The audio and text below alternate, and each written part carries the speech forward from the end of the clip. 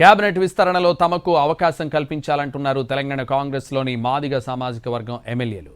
తెలంగాణ కాంగ్రెస్ వ్యవహారాల ఇన్ఛార్జ్ మీనాక్షి నటరాజన్తో ఎమ్మెల్యేలు సమావేశమయ్యారు. కేబినెట్లో మాదిగలకు అవకాశం ఇవ్వాలని విజ్ఞప్తి చేశారు. అధిష్టానం దృష్టికి తీసుకెళ్తామని మీనాక్షి హామీ ఇచ్చిందంటున్నారు మాదిగ సామాజిక వర్గం ఎమ్మెల్యేలు. మరోవైపు రేపు ఢిల్లీకి వెళ్లి అధిష్టానాన్ని కలిసే యోచనలో ఉన్నారు మాదిగ సామాజిక వర్గం ఎమ్మెల్యేలు. ఈ మాదిగ జాతికి తప్పకుండా మీరు మంత్రివర్గంలో స్థానం ఇవ్వాలని చెప్పి 5 రోజుల కింద గౌరవనీయులు మన ముఖ్యమంత్రి రేవంత్ రెడ్డి గారిని కలిసినాం.